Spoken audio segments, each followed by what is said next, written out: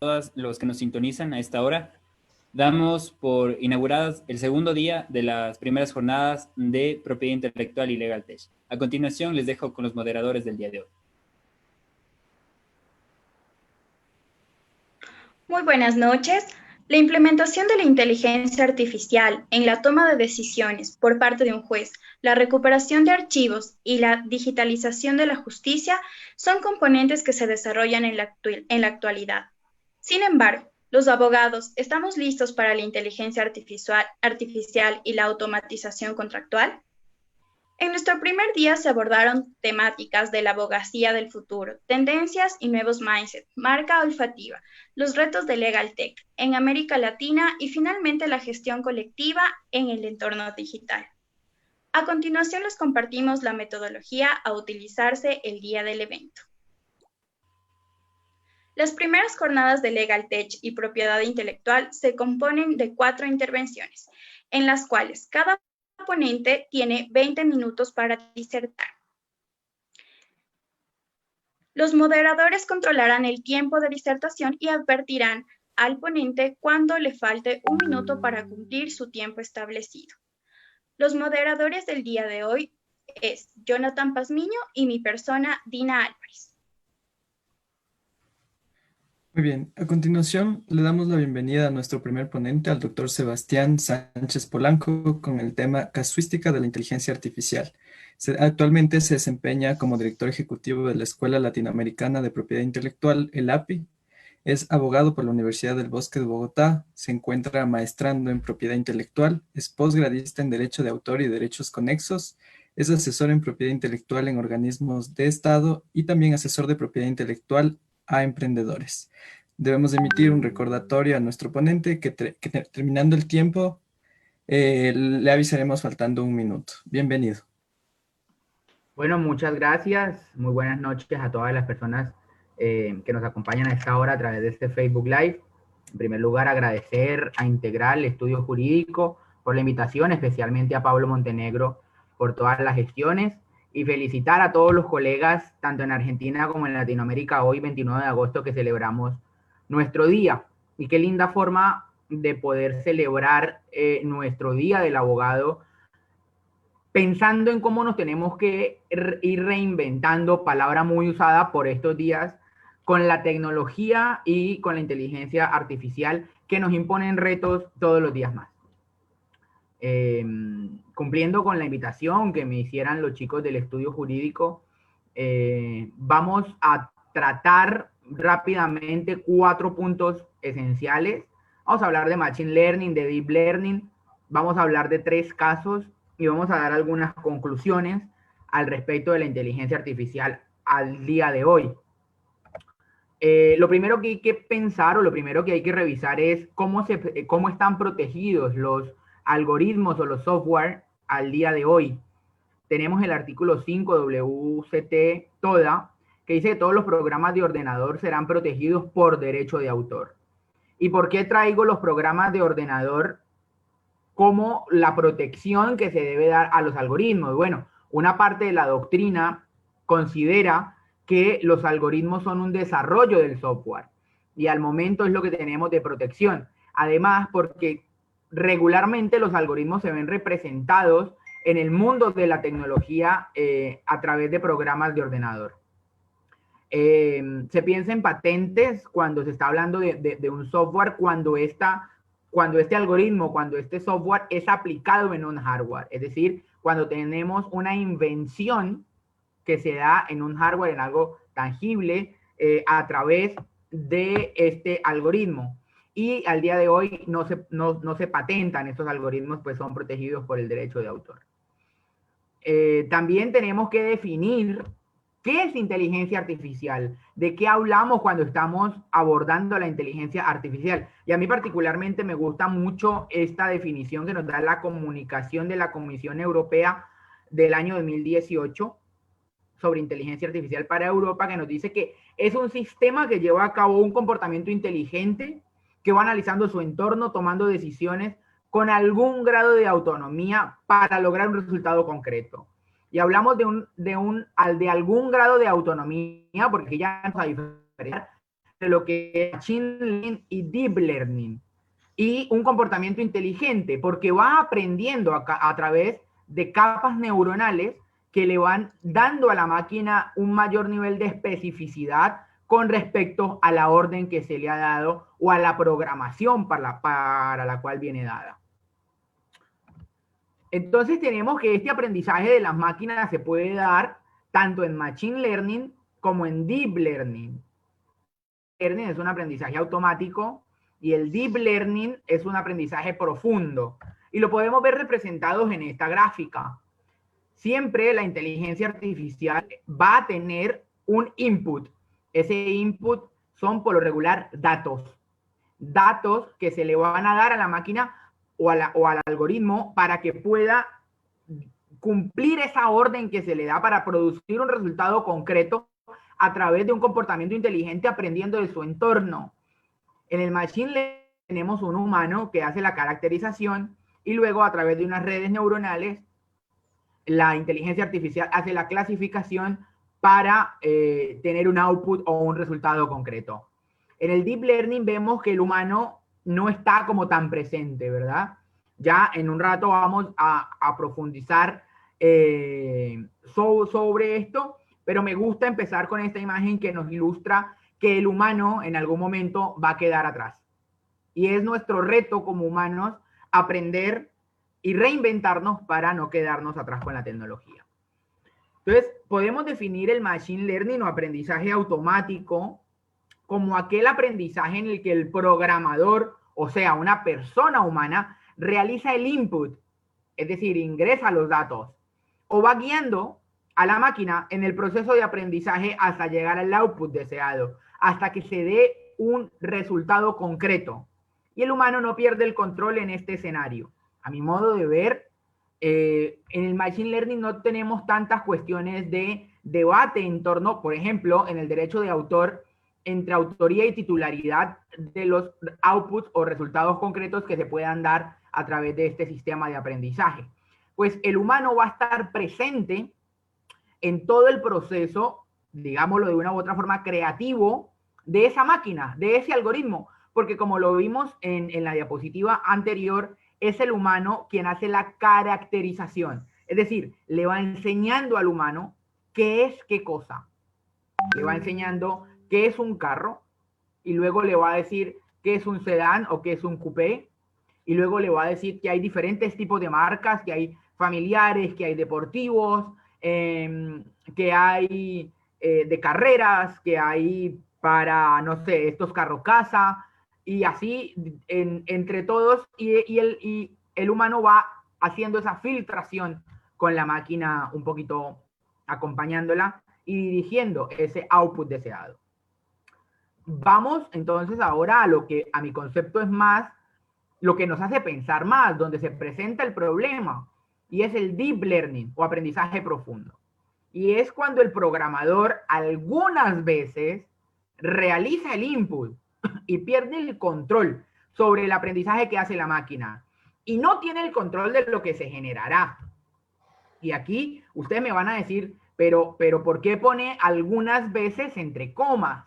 Y bueno, si tenemos que la inteligencia artificial en un sistema de deep learning se conecta, por ejemplo, a una estructura blockchain, ahí el humano ya no está presente dentro de ese sistema de aprendizaje que hace la máquina. Porque el input lo está realizando una estructura de blockchain.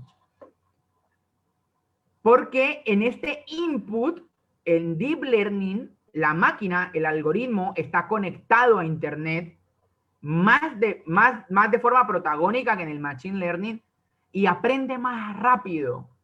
Él consigue su output, hace la clasificación, hace su proceso neuronal y saca un output. Y el humano puede no estar. Y ahí es donde nos preguntamos entonces en derecho de autor, ¿puede una inteligencia artificial o una máquina crear una obra? Ser autor de una obra. Y aquí nos a otra pregunta mucho más profunda. Y es, ¿puede la máquina ser autora de una obra? Es decir, ¿puede tener derechos fundamentales? Porque recordemos que el derecho de autor es un derecho humano. Entonces, si le damos a la máquina el derecho de autor que es un derecho humano, puede tener los demás derechos humanos? Y si tiene la máquina derecho humano, ¿puede ser responsable civilmente? Y bueno, todas las preguntas que nos podemos hacer, que si me estanco en las preguntas, no terminamos hoy. En todo lo profundo que puede ser el aprendizaje profundo de la inteligencia artificial. No es solamente darle derechos, sino es, o la gran pregunta podría ser, ¿la vamos a llevar casi al nivel de un humano? Con todo lo que el humano puede hacer filosóficamente hablando y éticamente hablando. Es simplemente para dejarlos con la pregunta en la cabeza, con el debate. Ya al final les doy mi posición. Entonces, ¿cómo vemos el deep learning, esta red neuronal? Vimos en la primera imagen que les mostré que había un humano. Esto es una capa de deep learning. Hay una entrada, hay un input, ¿sí? Hay una capa oculta, una capa de salida y una salida. En esta entrada tenemos un input, luego tenemos una capa oculta que hace la caracterización, una capa de salida que hace la filtración y la salida que da el output o resultado concreto. Y uno dice, bueno, son nodos que interactúan entre sí. Bueno, complejicémoslo un poquito más. Aquí hablamos de señales de entrada. Y nos ponen una más, o dos más. Nos ponen una capa de salida, o una capa de entrada. Es decir, un primer filtro que hace la inteligencia artificial en Deep Learning para poder desarrollar la orden que le dieron, para poder cumplir esa necesidad para la cual se le programó. Y nos ponen otra capa, una capa oculta segunda. Es decir, que aquí la inteligencia artificial va a ser mucho más fina en su aprendizaje, va a ser mucho más fina en esa caracterización y puede que no se equivoque tanto como en la estructura pasada. Porque va aprendiendo, como nos dice la definición, con su contexto. Va aprendiendo poco a poco. Y tiene una capa de salida que puede ser un poco más fina con un output. Para complejizarlo, por último, más. Aquí vemos que se interactúan los nodos. Hay un envío de una información que van filtrando, que van filtrando, que van filtrando y se va rebotando y rebotando y rebotando, que al final se nos hace muy difícil ver para dónde va cada flechita, para ver cómo viaja la información. Y lo que resulta es un output, un producto que puede o no puede ser protegido por la propiedad intelectual. Aquí podemos hablar de una invención, una patente o una obra protegida por el derecho de autor. Hoy no tenemos una respuesta clara. Hay muchas posiciones. Entonces, todo esto que venimos hablando de Machine Learning, Deep Learning, aprendizaje profundo, aprendizaje automático, todo esto nos lleva a pensar en preguntas. Cuando se habla de propiedad intelectual no se tienen muchas respuestas. Lo que se tienen son preguntas. Entonces, en derecho de autor nos preguntamos, ¿puede ser autor de una obra la inteligencia artificial? ¿O puede ser titular de una obra la inteligencia artificial? ¿O en una patente puede ser inventor la inteligencia artificial de una patente, de un invento? ¿O puede ser titular de un signo distintivo, una marca? Y bueno, yo creo que en unos años sí. Hoy el mundo no está preparado para esto, pero yo creo que a la larga vamos a llevar a esto que sí, por lo menos en un primer principio, una titularidad, a un manejo de regalías con una persona ideal como lo establecía por allá el Código de Vélez. Y bueno, ya digamos, teniendo un panorama general un poco claro, hablemos de casos. He traído 3 casos que trataré de tocar lo más profundo, respetando el tiempo que me han asignado. El primero es un caso de los Estados Unidos, de la USPTO, donde se pretendía registrar una patente. Stem Thaler buscaba patentar 2 inventos, o buscaba las patentes de 2 inventos, creada por una inteligencia artificial que se llama Davus. 2 inventos. Un primer invento, un contenedor entrelazable de alimentos para que tuviera un mejor agarre.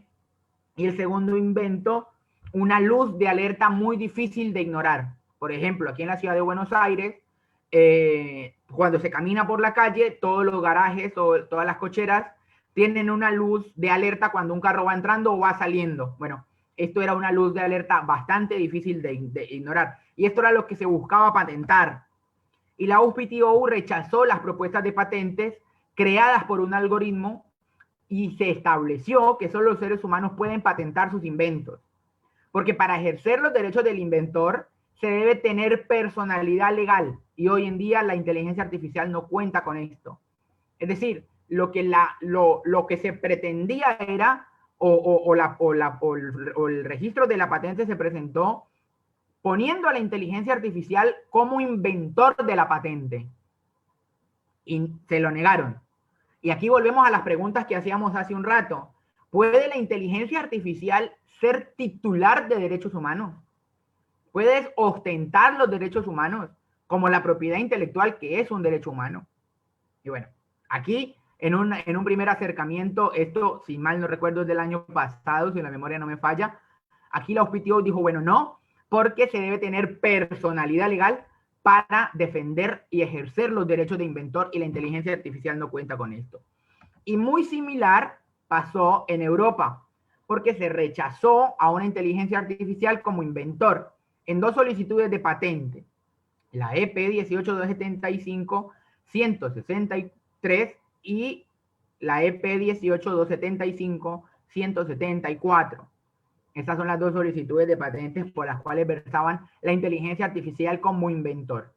Y argumentó la Oficina Europea de Patentes que no tenía competencia para definir quién tiene o no tiene personalidad. Eso le corresponde a otro tribunal, a otra entidad.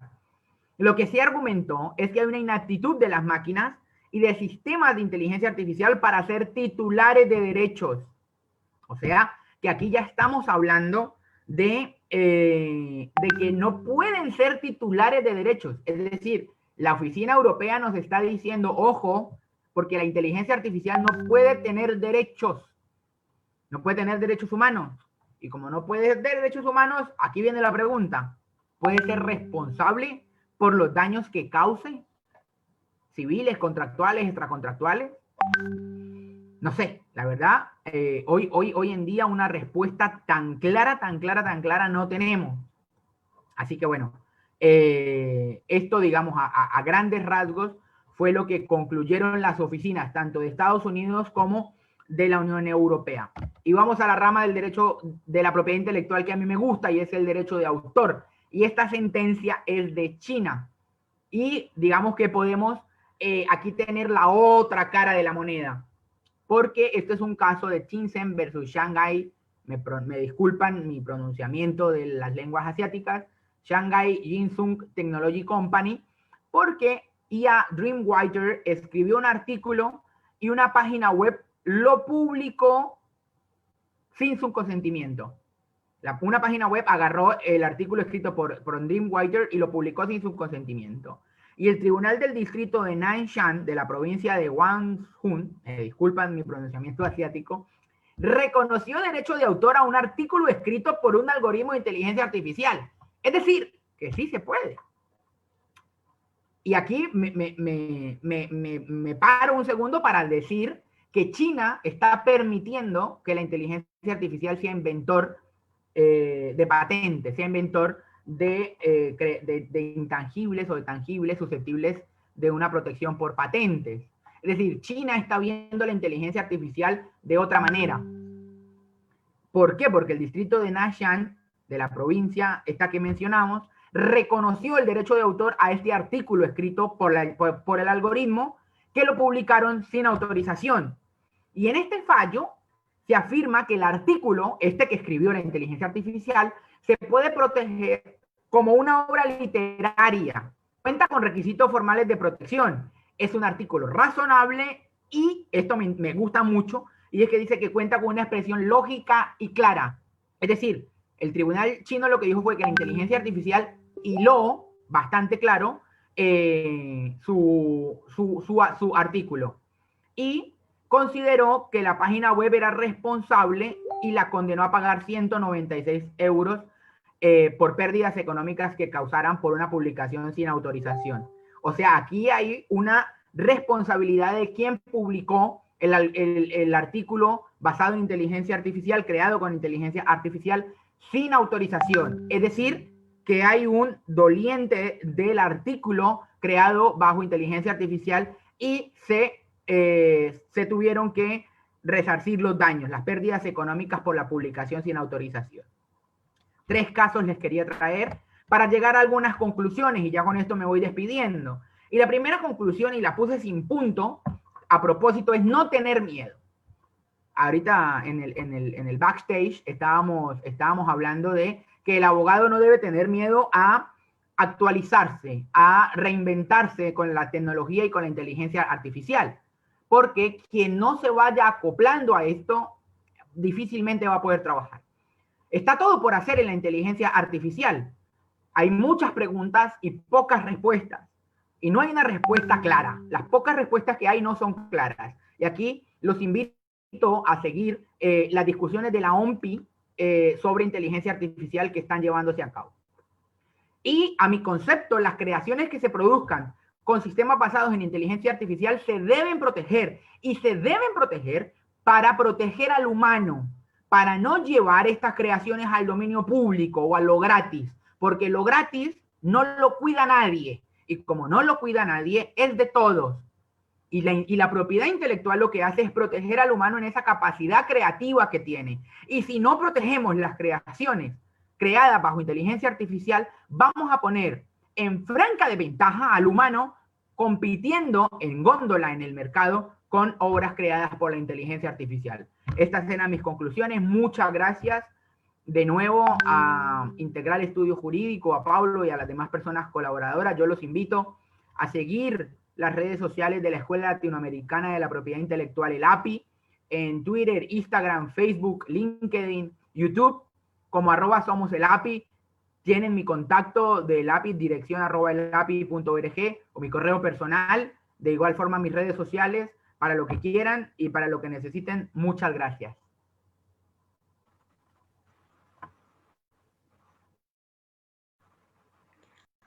A continuación contamos con la valiosa presencia de la doctora Romina Llanelo con el tema FinTech y protección de datos personales.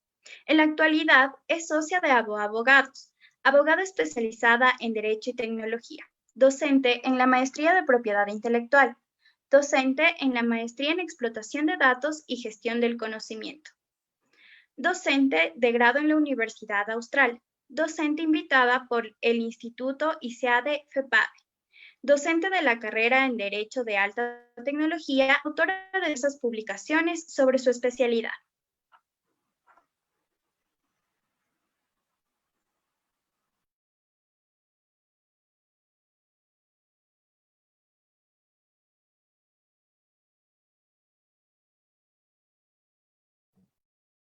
Ahí está, perdón. Buenas noches a todos. ¿Cómo están? ¿Ahí me escuchan? ¿Sí, no? Perfecto.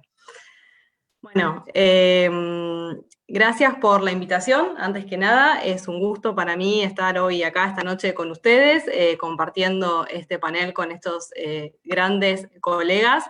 Y bueno, y muchas gracias a todos los que están del otro lado escuchando. Vamos a hablar en estos minutos que tenemos un poco de este fenómeno de la fintech y el desafío que presentan desde el punto de vista de la privacidad y la protección de los datos personales. El fenómeno fintech es un fenómeno que se viene desarrollando hace varios años, pero que en los últimos tiempos se profundizó o se afianzó, por decirlo de alguna manera, gracias a la masificación del uso de la información y las tecnologías de la información y la comunicación. Pero este fenómeno es parte de un fenómeno mucho más grande, de un fenómeno disruptivo que estamos atravesando y que tiene que ver con un cambio en la concepción que tenemos del mercado y en un cambio sustancial de la forma en la que adquirimos bienes y servicios. Y me estoy refiriendo a las aplicaciones de plataformas, esta herramienta que vino a canalizar de alguna forma el consumo digital. Casi cualquier bien o servicio que querramos consumir en la actualidad, podemos hacerlo a través de una aplicación de plataformas. Podemos pedir un auto desde nuestro celular para viajar, podemos escuchar música, podemos ver una serie, podemos acceder a servicios financieros como son la fintech, y ya empezamos a hablar hasta de legal tech, es decir, todos los servicios, o sea, toda la adquisición de bienes y servicios está mutando a esta forma a esta forma de contratación o herramienta que la canaliza. Estas aplicaciones tienen una particularidad, que es que centran en dos aspectos específicos todo su proceso, y es en tener a la tecnología como eje central y a la experiencia del usuario por otro lado. Es decir, vienen a oxigenar el mercado, oxigenar, actualizar la forma en la que adquirimos bienes y servicios. Y las fintech no son otra cosa que aplicaciones de plataformas.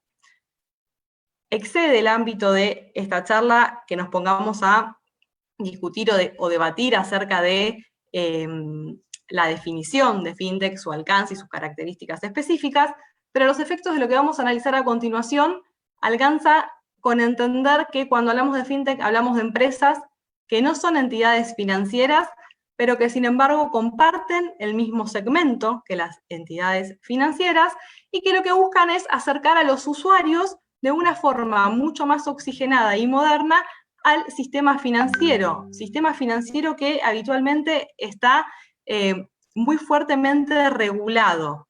Entonces, las fintech lo hacen el acercamiento de una forma mucho más sencilla y poniendo en cabeza estas dos premisas que les dije hace un ratito, que son la tecnología y la experiencia del usuario. Eso es lo que ponen en evidencia. Pero además, las aplicaciones de plataformas en general y las fintech en particular tienen otra característica, que es que no importa cuál sea el bien o servicio que ofrezcan, todas se basan en la recolección, procesamiento, almacenamiento de información. La actividad principal de la fintech es el tratamiento de información. Información que en la mayoría de los casos van a ser datos personales. Y ahí es donde viene el desafío de estas aplicaciones, de cómo hacen para funcionar y cumplir con el ordenamiento jurídico que les corresponde por las normas específicas que le aplican, pero además con toda la normativa relativa a la privacidad. Porque sin importar si en un país específico tenemos una legislación específica en materia de protección de datos personales, lo cierto es que el antecedente inmediato de los datos personales es la privacidad y la intimidad de las personas. Este es un derecho que generalmente está garantizado constitucionalmente y también está garantizado por tratados internacionales. Entonces, con independencia de que tengamos una ley específica, siempre tenemos que respetar la intimidad y la privacidad de las personas. Y este es el gran desafío que tienen las fintech. Entonces, yo les dije hace un ratito que las fintech trataban información, que este era como su motor principal o actividad principal, además del servicio que ofrecen, y que en muchos casos esa información era un dato personal. Bueno, ¿a qué me refiero con esto? A que desde el punto de vista jurídico podemos definir a la información o podemos dividir, mejor dicho, la información en dos grandes grupos. Por un lado tenemos a la información en general, que es todo tipo de información, y tenemos una información con una característica especial, que son los datos personales. ¿Qué son los datos personales? Bueno, con alguna diferencia según la legislación específica, pero en grandes términos, cuando hablamos de datos personales, estamos hablando de información de cualquier tipo, no importa qué tipo de información. Lo que importa es que esa información se refiera a una persona determinada o determinable. Es decir, que una dirección, un domicilio, una dirección IP, un detalle de consumos de tarjeta de crédito, un nombre y apellido, podrían ser información. Ahora, en la medida que esa información podamos asociarla a una persona específica, se va a convertir en un dato personal. Entonces, ustedes advertirán en esta instancia que hoy la mayor parte de la información es un dato personal. Entonces, la mayor parte de la información va a quedar bajo el amparo de las leyes de protección de datos personales. Estos datos personales generalmente luego se ordenan o se estructuran de alguna forma determinada y forman una base de datos que son el objeto de protección de estas leyes.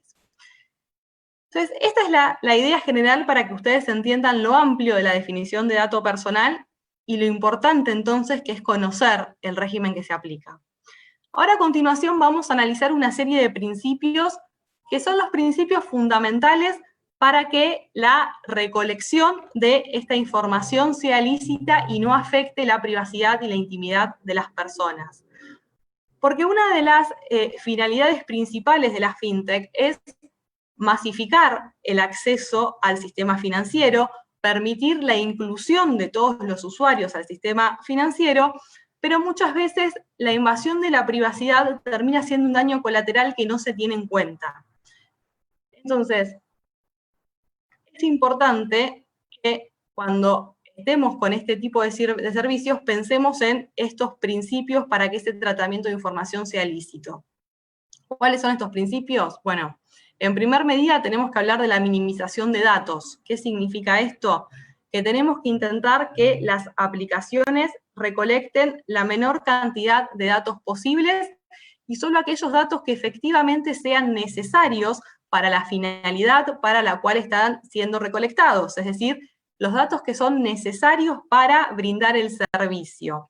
Es tentativo, por supuesto, tomar más información, porque la información nos permite derivar acciones y otros procesos, pero hay que tener en cuenta que desde el punto de vista de la privacidad solo podemos tomar aquellos datos que efectivamente necesitamos. Por otro lado, la recolección de esos datos tiene que darse por un medio que no sea fraudulento o desleal. Es decir, no tenemos que engañar al titular de los datos o confundirlo para obtener esa información, lo que nos lleva y va de la mano del consentimiento del titular. Tenemos que pedir el consentimiento al titular de los datos para poder recolectar esa información y tratarla, y ese consentimiento generalmente está específicamente regulado en las normativas de protección de datos personales, porque suele ser el principio fundamental y sobre el cual se rige todo el sistema. ¿Qué es lo que suelen decir todas estas regulaciones en grandes términos? Bueno, que el consentimiento tiene que ser un consentimiento informado. ¿Qué significa esto? Que le tengo que informar al titular de los datos que estoy tomando sus datos personales, le tengo que informar qué datos personales estoy tomando, dónde van a estar almacenados, quién los va a tener almacenados, para qué los va a utilizar, es decir, darle toda la información que el titular de los datos necesita para poder controlar dónde está su información y quién la tiene. Y de la mano de la recolección leal de datos personales y del consentimiento, nos encontramos con la validación de la identidad. La validación de la identidad no es un principio que suele verse en todas las legislaciones de protección de datos personales, pero sí en aquellas más modernas cada vez se empieza a hablar más cuando hablamos del consentimiento, que es necesario validar la identidad, es decir, validar que la persona que nos está diciendo que nos da el consentimiento para tratar esos datos y que nos está permitiendo recolectar esa información, efectivamente sea quien dice ser. Y esto en Internet es un gran desafío que tenemos, y mucho más en la fintech, que son empresas que están acercando al usuario a un sistema regulado, donde la identidad es fundamental. Saber que Juan es Juan o que Romina es Romina para acceder a ese servicio es fundamental. Entonces hay que plantearse esto, tenemos que arbitrar los medios eficaces que sean necesarios según el estilo de plataforma para poder validar la identidad. Este es uno de los grandes desafíos que tienen las aplicaciones de plataformas. Otro principio que tienen que tener en cuenta es el principio de finalidad. ¿Qué se entiende por este principio? Bueno, que toda esa información que yo obtuve por medios lícitos, o sea, con consentimiento, que valide la identidad, solo puedo conservarla por un periodo de tiempo determinado y mientras haya una finalidad en curso que me permita tener esa información. Entonces, por ejemplo, si nos remitimos a la industria del fintech o una aplicación de plataformas, mientras que el usuario tenga esa aplicación instalada, o haya, que de alguna manera hay un contrato que yo tengo con el usuario, voy a tener una finalidad válida para conservar esa información.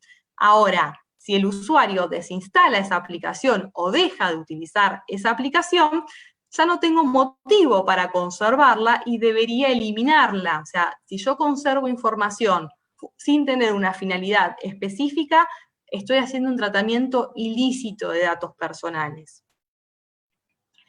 Todo esto va de la mano de un principio que se denomina el principio de transparencia. Este principio de transparencia empieza a nombrarse en las legislaciones más modernas en materia de protección de datos personales y justamente apunta a que el titular de los datos sepa cuáles son las políticas que se está aplicando a sus datos personales. Es decir, cómo está el titular o el responsable de esa base de datos tratando, guardando esa información que tiene lícitamente.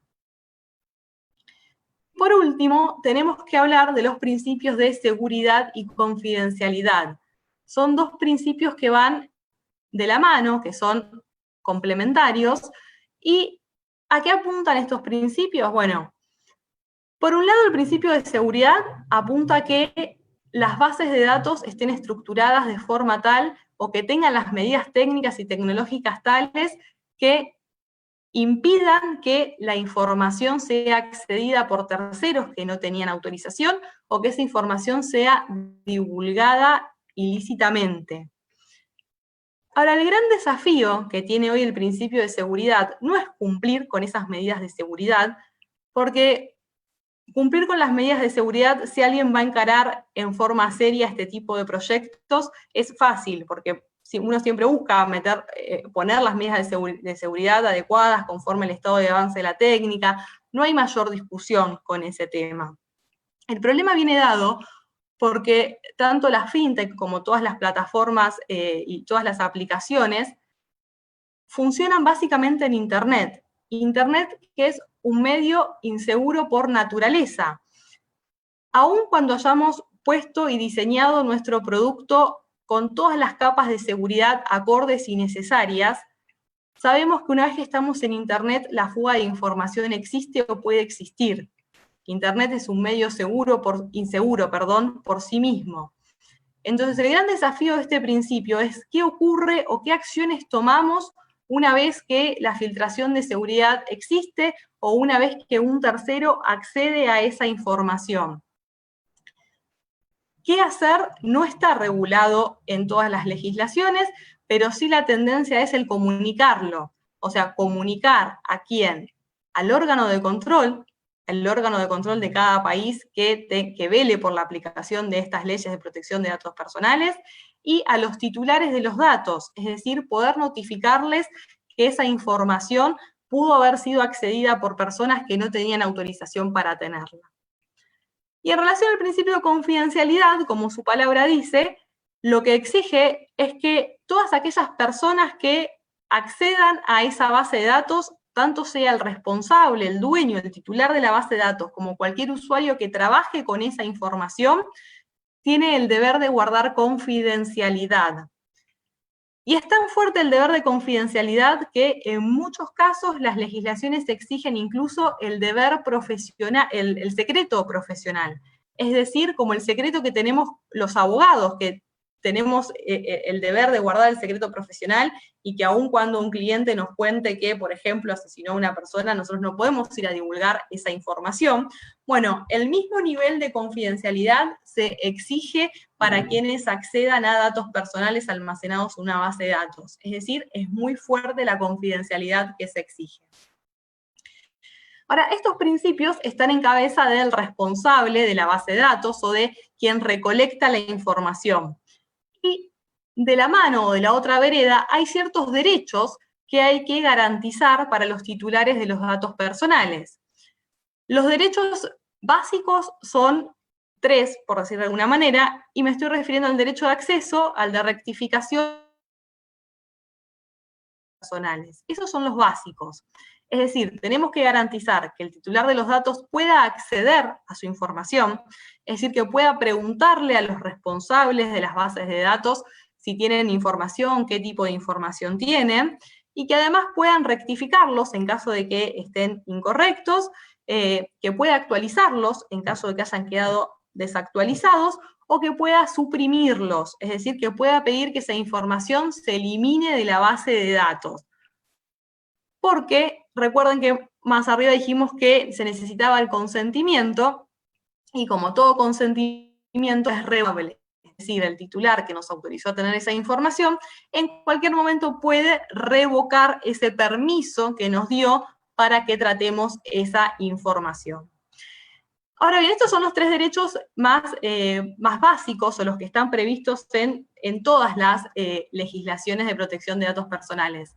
Pero a medida que el tiempo avanza, empezamos a ver otro tipo de derechos que tienen que ver, como por ejemplo con el derecho al olvido, el derecho a la portabilidad de los datos, y un derecho que es llamativo y que va enganchado con lo que venía hablando Sebastián hace unos minutos, que es el derecho a no ser objeto de tratamientos automatizados. Ojo con este derecho, porque todas las legislaciones modernas en materia de protección de datos personales lo prevén, y este derecho lo que dice es que las personas tenemos derecho a que, si un algoritmo, un proceso automático tomó una decisión sobre nuestra persona y que nos afecta, tenemos derecho a pedir la explicación de por qué ese algoritmo llegó a esa conclusión.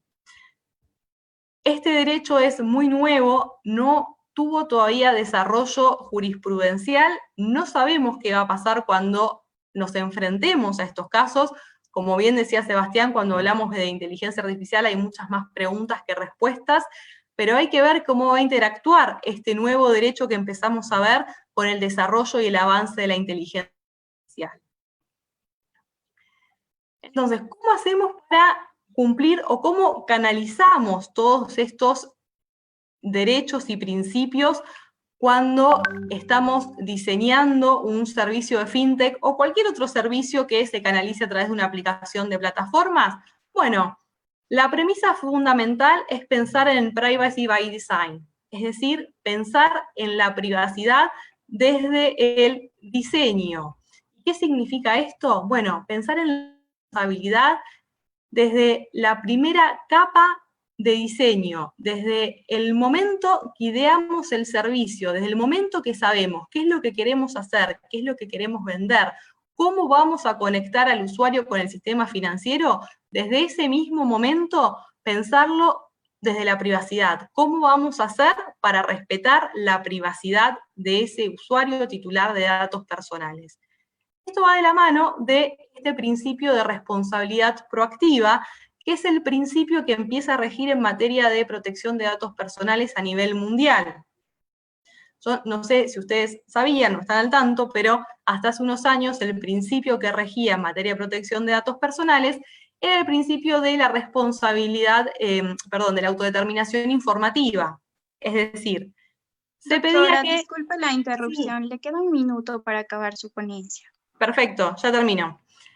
El principio de la autodeterminación informativa exigía que todo el tiempo el titular tuviera que saber dónde estaban sus datos, quién los tenía, para qué los utilizaba. El principio de responsabilidad proactiva cambia este paradigma y lo que hace es que exigirle a quien tiene los datos los tenga responsablemente, porque se entiende que con este cambio de paradigma en el mercado y en los negocios ya no podemos saber todo el tiempo dónde está nuestra información y quién la tiene, entonces velamos porque quien la tenga responsablemente. Este es el nuevo paradigma. Entonces hay que pensar, cuando diseñamos los servicios, en medidas que anticipen y prevean estos eventos de invasión de privacidad, y por supuesto que la privacidad esté predeterminada por default, es decir, que sea la regla la privacidad y no la excepción. Y para concluir, nosotros como abogados tenemos entonces como desafío de, más allá de cuál sea el área en la cual nos especialicemos, empezar a conocer sobre privacidad, porque ya no va a importar cuál sea el servicio específico que ofrezca nuestro cliente, siempre vamos a tener que pensarlo primero desde el punto de vista de la privacidad para poder respetar los derechos de los titulares de datos personales. Muchas gracias.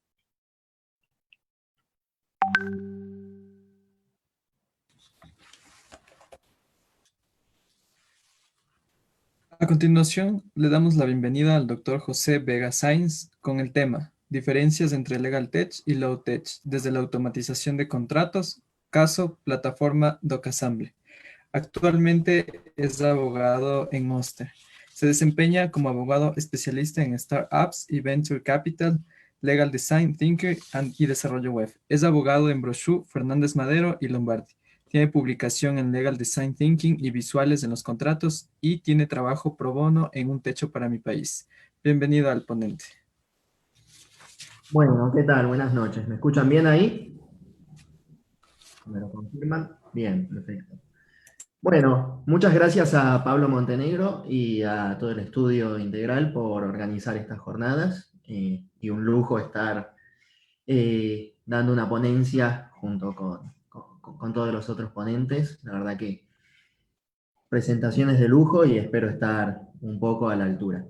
Un poco mi presentación va a ser, si quieren, distinta a las anteriores, en el sentido de que vamos a ponernos quizás un poquito más manos a la obra. ¿Sí? Me pidió Pablo que hablemos un poco sobre la diferencia de Legal Tech y de Law Tech, y yo propuse que lo hagamos desde una perspectiva un poco distinta, y lo vamos a hacer desde la perspectiva de la automatización documental o de contratos, para poder llegar a entender un poco mejor qué son estos dos términos. Yo soy un poco creyente de que no se entiende realmente algo hasta que no se empieza a usarlo y no se está... no se entiende, digamos, intrínsecamente de qué estamos hablando. Entonces, con eso vamos a empezar a hablar un poco de Legal Tech y de Law Tech. ¿Cuál es la diferencia entre esos dos conceptos? Podemos decir que Legal Tech son las soluciones tecnológicas que están específicamente creadas para abogados, con el objetivo de simplificar y automatizar sus trabajos y sus operaciones. Si estamos hablando de la automatización contractual o de documentos, hay muchísimas herramientas que apuntan a esto. Puse ahí el ejemplo de Documate, pero podemos hablar también de Big Legal, de Community Lawyer, de Hot Docs, del Legito. Son muchísimas las herramientas que lo que hacen es poner a disposición de los abogados una plataforma a través de la cual puedan automatizar los documentos que normalmente utilizan, para no estar 2 horas por ahí redactando un contrato, sino poder hacerlo en mucho menos tiempo y siendo menos propensos al error, ¿sí? Y después tenemos lo que se llama Law Tech, que puede ser entendido como algo un poco más disruptivo que lo anterior, y apunta a acercar el derecho a pequeñas empresas e individuos, permitiéndoles el autoservicio. El gran ejemplo, si quieren, dentro del ámbito de la automatización contractual, es Rocket Lawyer.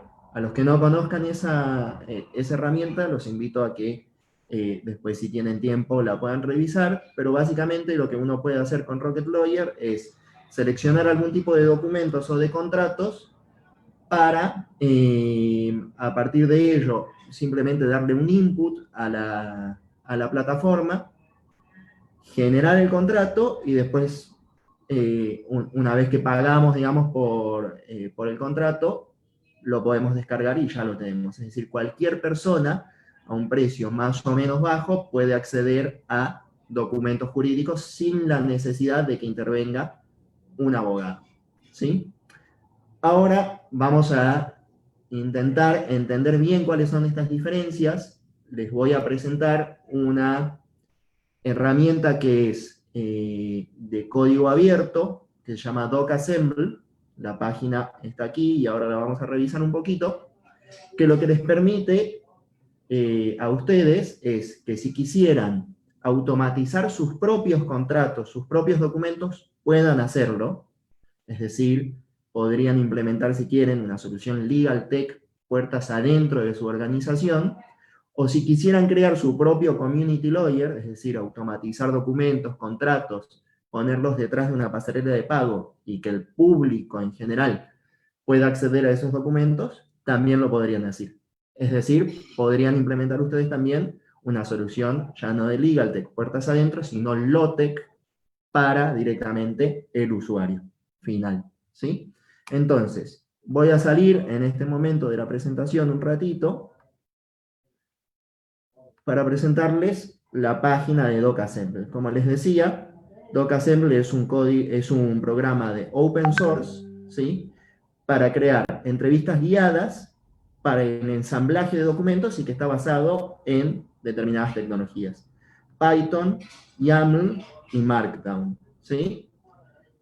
Los invito, dadas las características de la presentación y el tiempo con el que tenemos, no vamos a poder ver la herramienta en detalle, pero sí los invito a que hay documentación muy extensa que les explica cómo utilizarla y también cómo instalarla. Para instalarla necesitan implementar la solución bajo una máquina virtual en la nube, que no es algo demasiado complejo. Si nunca lo hicieron, los invito a que lo hagan y los invito también a que este tipo de herramientas no les tengan miedo, como las vamos a ver ahora, no son tan difíciles de usar y de verdad que hay un montón de oportunidades. Como les dije, esto es open source, así que lo pueden usar sin tener que pagar ningún tipo de licencia. Está bajo una licencia de MIT. Bueno, dicho eso, vamos a ver un poco cuál es la mecánica de la automatización de un contrato. Para eso, tomé un ejemplo muy sencillo, que es el de un NDA, o un contrato de confidencialidad, y vamos a ver más o menos cuáles son los pasos que tendríamos que seguir para, utilizando esta plataforma, poder automatizar esos contratos, de nuevo, sea puertas adentro para que nos sirva como una solución legal tech, o puertas afuera para que nos sirva como una solución low-tech y ofrecer el acceso a esos contratos directamente a los usuarios finales. Vamos a ir al ejemplo, entonces, del NDA, ¿sí? Vamos a partir de... un segundo. ¿Ven ahí mi contrato, mi acuerdo de confidencialidad? ¿Sí? Bien, lo pregunto porque me sale un mensaje. Si alguien me lo confirma en algún momento, estaría genial. Bueno, lo que deberíamos hacer para empezar con la automatización de un documento es partir de un template o de una base ya predefinida de un acuerdo y entender cuáles son las partes de ese acuerdo que son editables, es decir, donde vamos a poner algún tipo de input, ¿sí? Entonces, en este caso serían los nombres de las partes, los domicilios de las partes, ¿sí? Demás datos personales. Seguimos bajando y nos podemos encontrar con una cláusula que puede llegar a estar o puede no estar, según los casos. Podemos tener más datos personales de las partes y podemos también tener fechas. Les quiero preguntar de nuevo si es que están pudiendo ver, en este caso, el Word que estoy compartiendo, porque me vuelve a salir un mensaje de que quizás no lo estén viendo.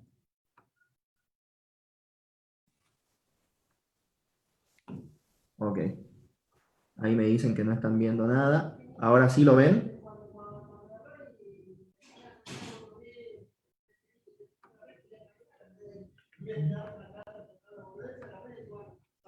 Bien, perfecto. Un segundo entonces. Creo que ahora sí lo van a poder ver. Disculpas por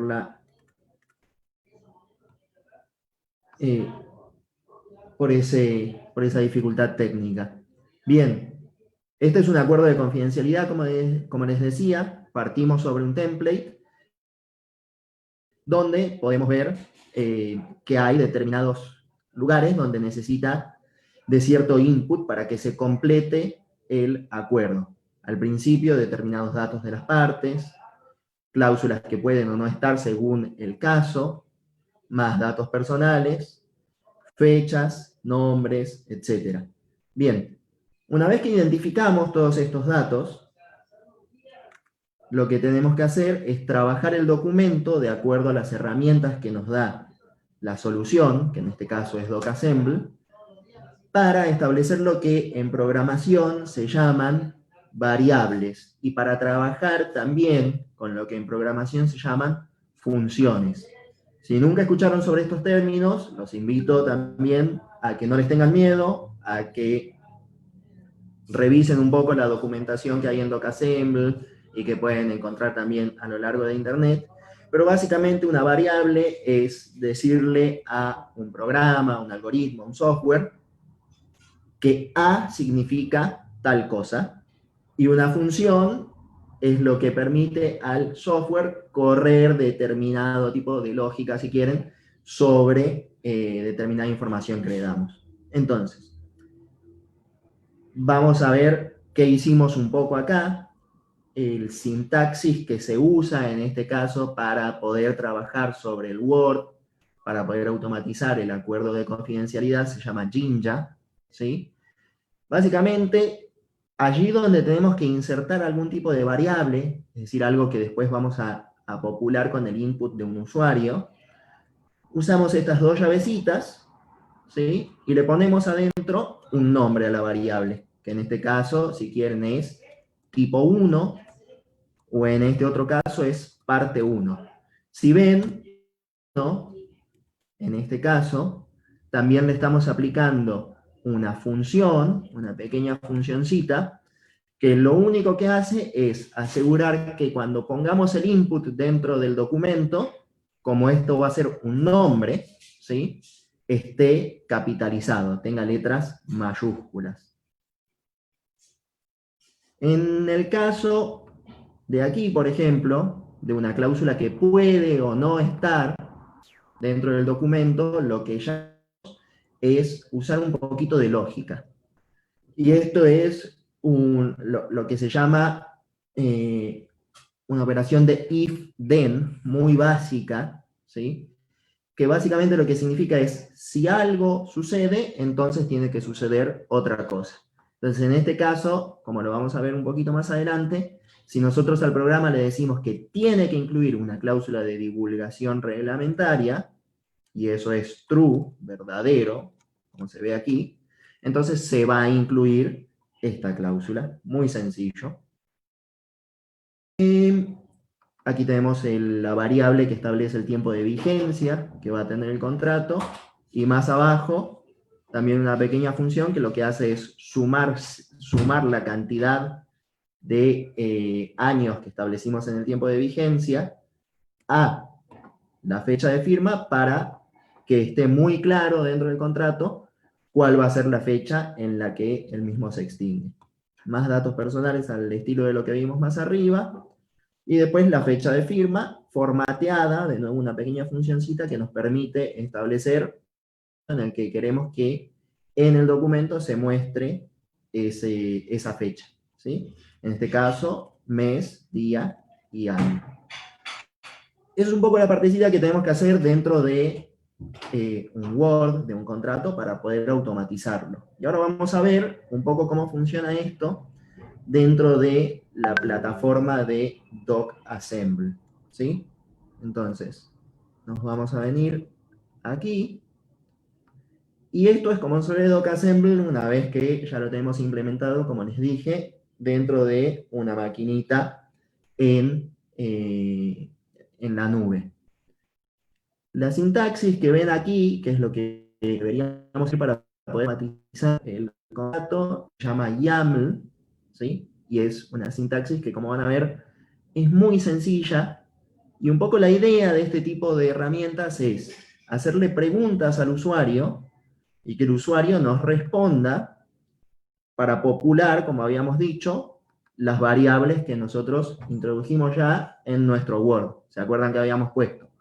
Parte 1, es decir, el nombre de la compañía, el tipo social, aquí le estamos dando determinadas opciones al usuario para que las complete, el domicilio, más abajo le preguntamos si quiere tener o no una cláusula de divulgación reglamentaria, le preguntamos el tiempo de vigencia, etc. ¿En qué nos resulta esto? Y como les decía antes, es para lo que sirve DocAssemble y un montón de herramientas más que hay al estilo de esto. Un formulario web muy sencillo para que el usuario complete y genere el documento de forma automática. Entonces, en este caso, vamos a completarlo muy rápidamente con algunos con algunos datos. Digamos que la compañía se llama Pepe, es una sociedad anónima, con domicilio aquí, su representante, como es Pepe, obviamente es José. Fíjense que José lo puse con letras minúsculas, pero esto me lo va a corregir la compañía, la herramienta. Seguimos, completamos los datos de la segunda parte. ¿Sí? Va a ser esta vez una SRL con otro domicilio. Fíjate que el domicilio también lo estoy poniendo a propósito con letras minúsculas. ¿Sí? Va a ser un representante legal en este caso. Fíjense que si yo pusiera el mail mal, me lanza un mensaje de error porque me lo está validando que sea efectivamente un correo electrónico. Si quiero o no agregar la cláusula de divulgación reglamentaria, si yo doy clic en ayuda, me explica qué es. Vamos a poner en este caso que no hace falta. Tiempo de vigencia, en años, podríamos aclararlo, digamos que son 4 años. Fecha de firma, vamos a decir que se firma hoy. País de la ley aplicable, digamos que es Argentina en este caso. Podríamos tener populados otros países aquí. En este caso, como es un ejemplo, solo puse esos. Aquí me muestra una partecita de una cláusula para completar, que sería la de tribunales, la de la jurisdicción. Vamos a completarla con los tribunales ordinarios de la ciudad de Buenos Aires, en este caso. Lugar de firma, digamos también que es Buenos Aires, y le damos continuar. Cuando le damos continuar, nos dice, bueno, el NDA Pepe ya está listo y lo podemos descargar. Vamos a descargarlo en este caso en PDF. Y vamos a ver lo que les decía antes. Me corrigió lo que yo había puesto Juan, por ejemplo, en minúscula. Aparece ya populado que es una SA, una SRL. Si seguimos bajando, vamos a ver que no está incluida la cláusula de divulgación reglamentaria, que en principio era la 3 y se corrigió sola la numeración. Nos pone que son 4 años la fecha de el tiempo de vigencia. Y nos dice también, hizo ya solo la suma de esos 4 años y que va a extinguirse el contrato entonces el 29 de agosto del 2024. Nos completó aquí también todos los datos de las partes. La fecha también en la que estamos firmando y en los lugares de firma también ya completó los datos de las partes, los cargos del representante, etc. Es decir, algo que normalmente nos hubiésemos sentado un tiempo más o menos considerable a tener que introducir tanto en el encabezado como abajo los datos de cada una de las partes, etc. Lo hicimos en muy poco tiempo. Y como les decía, esto ustedes lo pueden implementar de cualquiera de las dos formas. Puertas adentro, como una solución LegalTech que les ayude a ustedes a que su trabajo del día a día sea mucho más rápido, esté menos propio error, etcétera, porque si se dan cuenta, muchas cosas podemos hacer que las haga automática el programa, no tenemos que estar tocando el template y por ahí hacer cosas sin querer, cometer algún error, etcétera. La misma herramienta nos dice... Doctor, mil disculpas la interrupción, le queda un minuto. Perfecto, ya estoy terminando. También nos valida cuestiones como el email, la fecha, nos dieron cómo nos da para introducirla y después hacer el cálculo sola, etc. O bien podrían generar este mismo formulario y tenerlo detrás de una pasarela de pago para que directamente lo complete un usuario final y pueda descargarse y tener ese documento.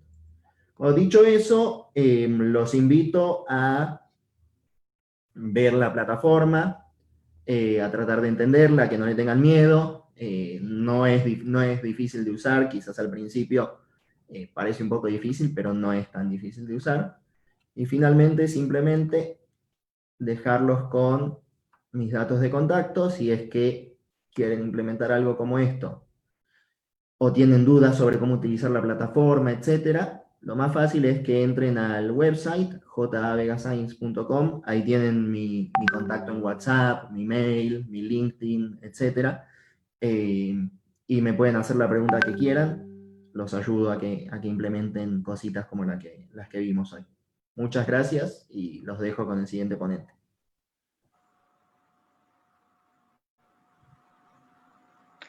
Damos la bienvenida al doctor Pablo Balancini con el tema Legal Hub como plataforma de Legal Analytics. Actualmente se desempeña como CEO de Legal Hub, es socio administrador del estudio Bullock, Executive MBA de EANI Business School, Managing Professional Service Firm Program for Harvard Law School Executive Education. Y le recordamos pues que para su ponencia tiene 20 minutos este tiempo para exponernos. Bueno, muchas gracias Dina. Antes que nada, quería agradecer a Integral Estudio y a Pablo Montenegro por la invitación. La verdad, un gusto poder compartir con ustedes esta jornada. Yo voy a hacer una presentación que voy a tratar en unas breves slides, dar un contexto, y después directamente voy a tratar de abocarme a mostrar lo que nosotros hacemos. Nosotros somos una startup, LegalTech, y hemos desarrollado algunos productos. Quiero mostrarle uno de ellos, que creo que es lo que sí me preocupa siempre, es tratar de salir del concepto para mostrar cómo funciona todo esto de las nuevas tecnologías en la práctica. Voy a compartir pantalla, ustedes me dicen si lo ven.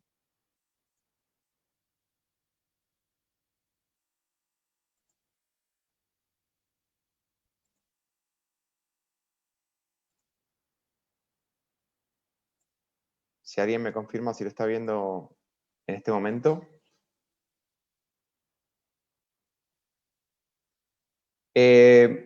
Bueno, yo voy a hablar de Legal Analytics, que es todo lo que es datos.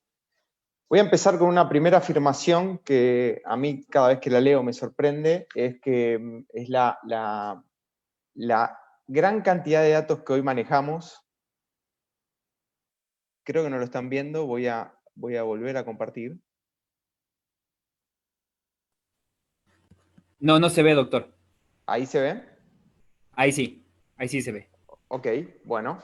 Es una primera afirmación con la cual a mí me gusta comenzar porque no deja de sorprenderme, que es la gran cantidad de datos que estamos generando. Hoy, como dice el slide, generamos en 10 minutos más de lo que toda la humanidad ha generado hasta el 2003.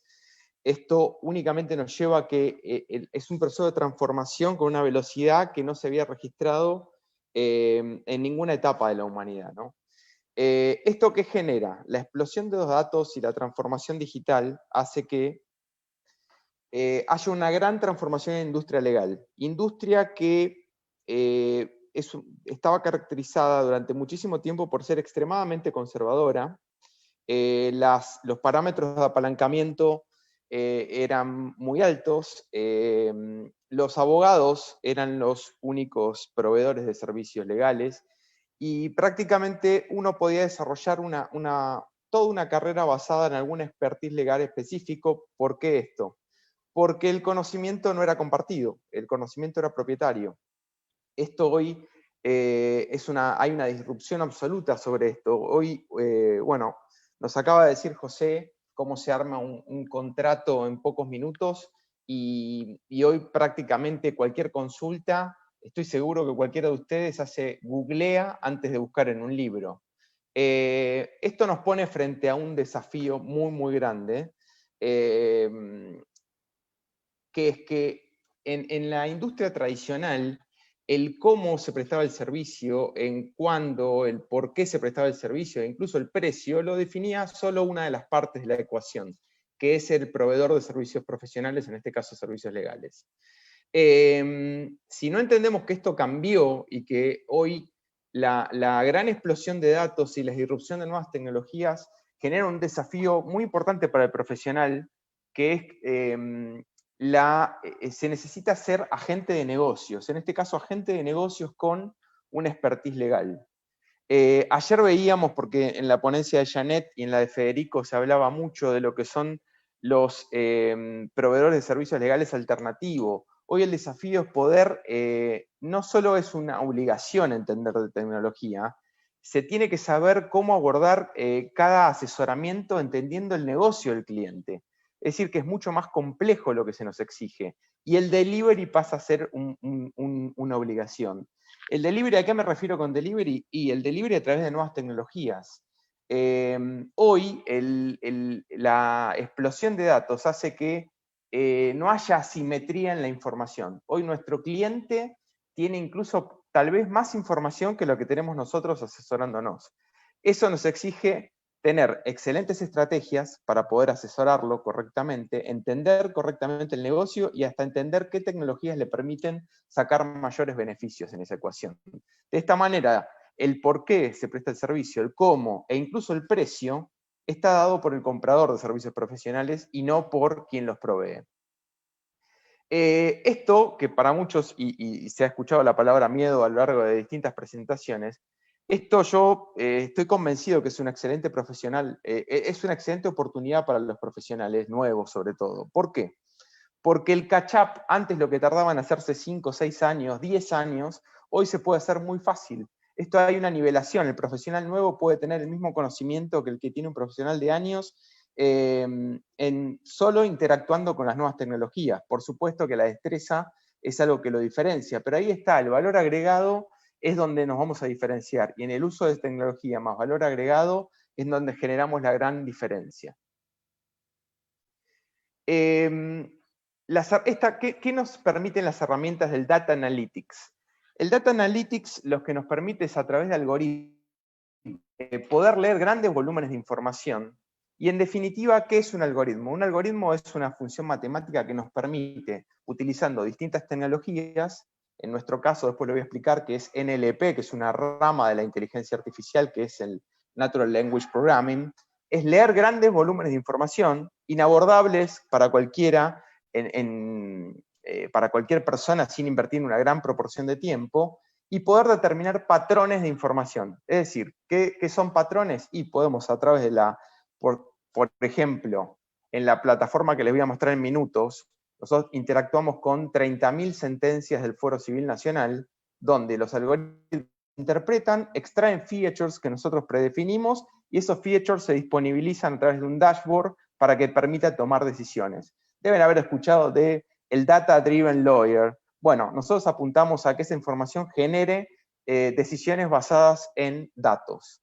¿Esto qué permite? Y permite descifrar que algo que puede ser obvio, digamos, cualquiera puede ver que acá es un delfín o una ballena, que es la información obvia, se convierta en poder tener mayor cantidad de datos, y lo que es obvio pasa a tener patrones no obvios, que justamente generan el valor agregado.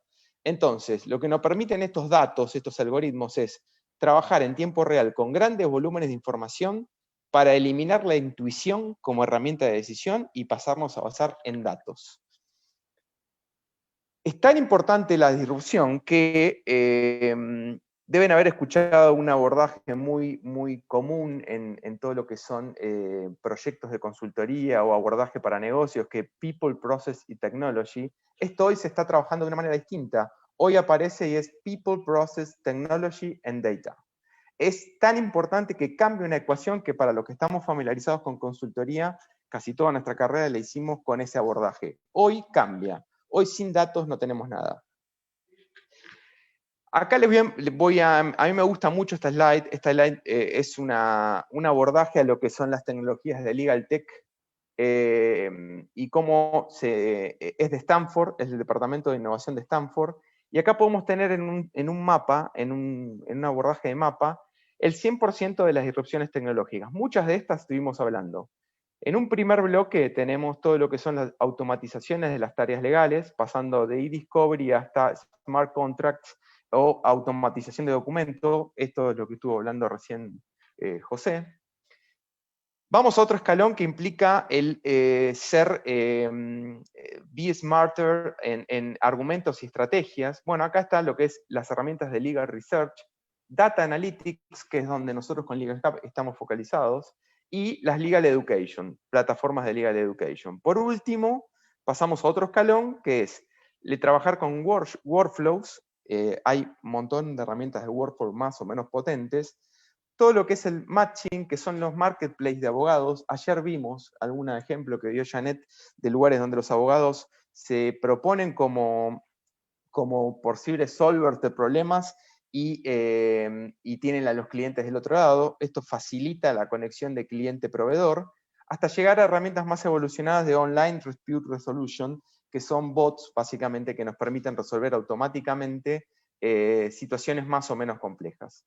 Me parece importante ver esto porque permite tener un mapeo total de las distintas herramientas. Yo ahora voy a hacer foco en lo que es herramientas y les voy a mostrar una herramienta de Data Analytics.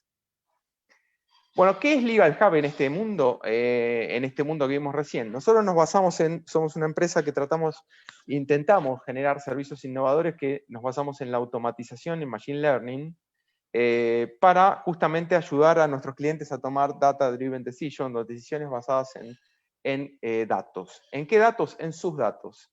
Y esto es otra cosa importante. Nosotros combinamos herramientas analíticas de datos no estructurados y datos estructurados. Y acá voy a hacer un comentario adicional que es, ¿qué son datos estructurados? Un dato estructurado, para que todos están familiarizados, es una planilla de Excel, donde está estructurado, tengo campos, voy ingresando datos y es perfectamente identificable qué quiero poner en cada columna, en cada fila.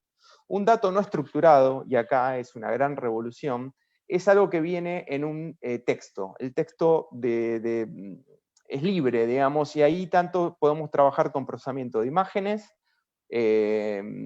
como con cualquier otro tipo de texto, sea Word, sea PDF, editable o no editable, una foto. Nosotros desarrollamos nuestro expertise justamente en datos no estructurados y trabajamos a partir de un abordaje donde obtenemos distintos tipos de documentación. En nuestro caso son sentencias públicas, o sea, toda la información con la que trabajamos están avaladas por el acceso a la ley de información pública.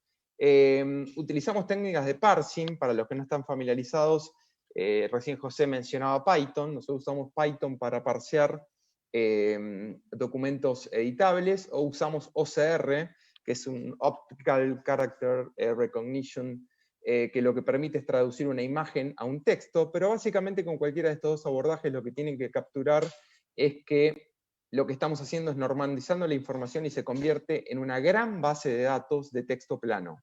A partir de que se convierte en una gran base de datos de texto plano, estamos hablando de mucho volumen de información, 30.000 sentencias implican un volumen de información muy amplio. Hacemos preprocesamientos y con distintas tecnologías, ahí menciono sobre algunas, que es el NLP, el Natural Language Processing, Deep Learning, Machine Learning y reglas expertas, Process Code. Lo que hacemos es extraer features, que no es más ni menos que extraer datos que nos interesan de cada uno de esos documentos, y los disponibilizamos en un dashboard que yo ahora les voy a pasar a mostrar. Básicamente, en lo que es el abordaje de estas técnicas, nosotros estamos parados en un primer escalón. Tenemos los reportes medios. Una planilla de Excel podemos abordarla como un reporte estándar, digamos, es simplemente algo muy simple. Después aparecieron las herramientas de Business Intelligence, o mucho más evolucionadas. Acá hay muchísimas herramientas: ClickView, Cognos, Tableau, Power BI. Esto lo que permite es analizar volúmenes de información, pero siempre nos permiten ver hacia atrás o en tiempo real. ¿Qué disrupción generan las nuevas tecnologías trabajando con algoritmos? Es ir a modelos predictivos, lo cual me permite, a partir de basarme en grandes volúmenes de información y tener patrones, poder predecir cuál podría ser un posible resultado de una situación problemática. Voy a mostrarles, y ahora sí voy a dejarles de compartir, les voy a compartir la plataforma directamente para ir ya directamente a un caso práctico. Un segundito.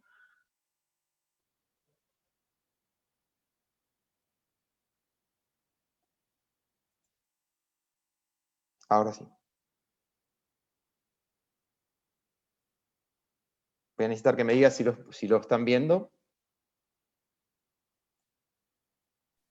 Sí, doctor, sí se ve.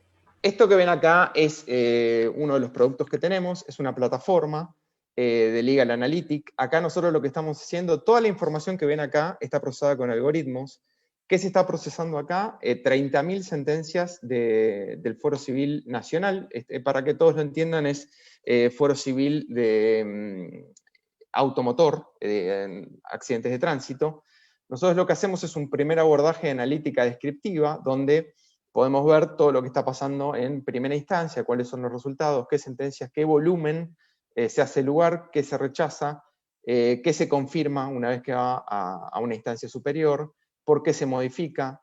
Lo que hacemos es la extracción de los valores de esa sentencia. Los valores, acá hay dos valores involucrados, que son los daños físicos, daños psicofísicos, cuáles son los valores medios de cámara, cuáles son los valores medios de primera instancia. Hay mucha estadística y mucha matemática en todo esto. Nosotros trabajamos con conceptos de mediana.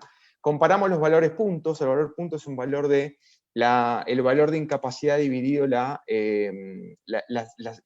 indemnización económica dividida los puntos de incapacidad por lesiones, la evolución de esos puntos de incapacidad en comparación con la inflación. Hacemos análisis de plazos. Básicamente acá analizamos la distribución de qué es lo que está pasando en el fuero con esas sentencias, y podemos analizar cada una de las salas intervinientes, donde acá me va a dar la curva de cuál es la tardanza media que está teniendo un expediente en cámara. Tenemos, bueno, evidentemente acá tenemos una estadística que nos dice que un accidente de tránsito en Argentina para Capital Federal está tardando aproximadamente 5 años, entre que entra la demanda hasta que sale la sentencia de cámara. Una distribución de los puntos de incapacidad. ¿Cómo se distribuyen? Por supuesto tengo el 71,4% de los fallos entre los 5 y 30 puntos de incapacidad, que es la incapacidad más común. A lo que voy con esto es que es imposible trabajar con 30.000 sentencias y sacar data, tanto de plazos, datos cualitativos y datos económicos. Les voy a mostrar una evolución. Esto, por supuesto, nuestros clientes son compañías de seguros que toman decisiones económicas.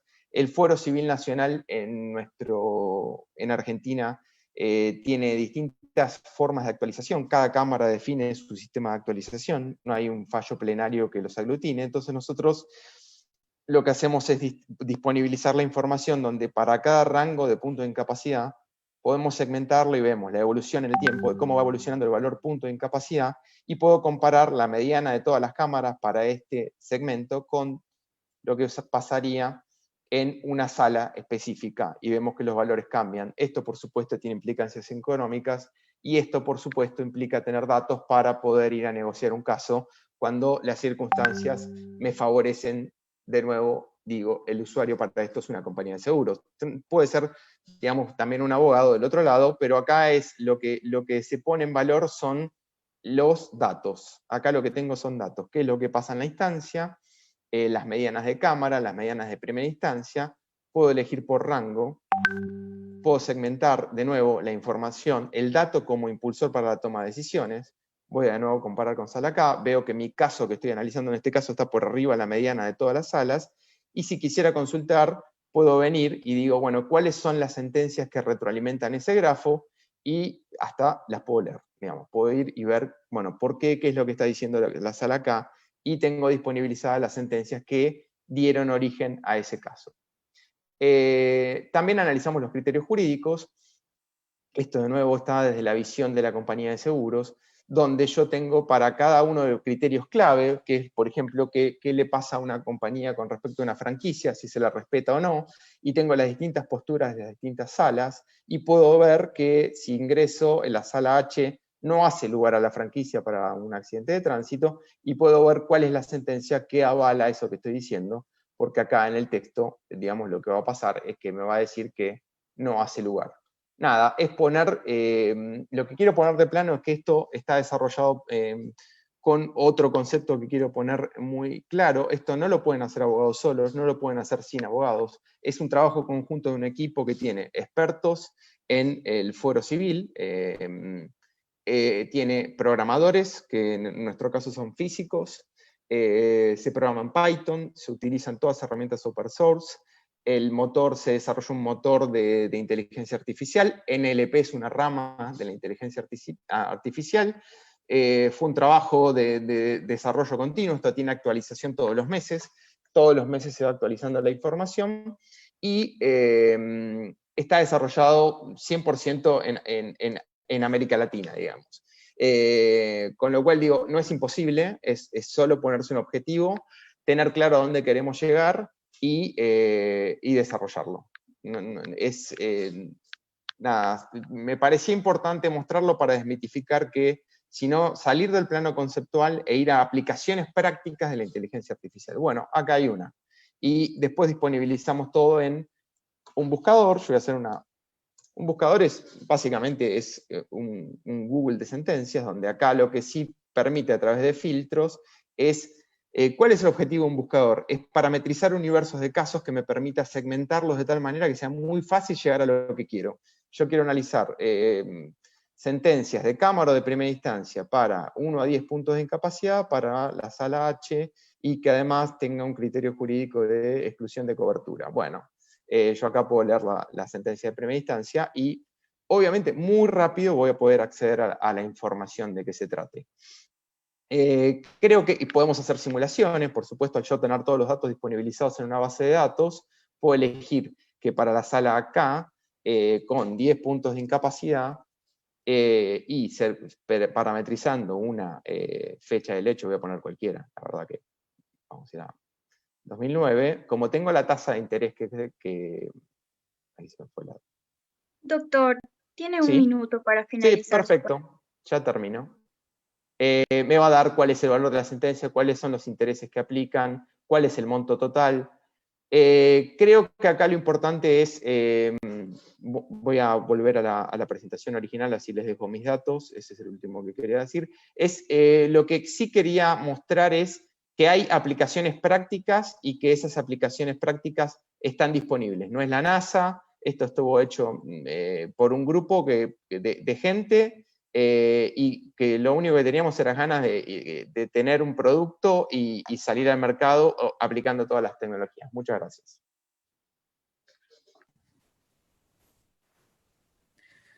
Muy bien.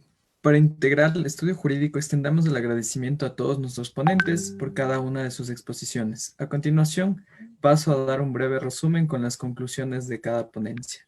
Siguiendo el orden en el cual se desarrollaron, vamos con las del doctor Sebastián Sánchez Polanco, en el cual nos mencionó: la doctrina considera los algoritmos como desarrollo de software. Es nuestro reto como seres humanos el no quedarnos atrás en la tecnología. La USPTO rechaza la inteligencia artificial para ser considerada como sujeto de derechos de autor.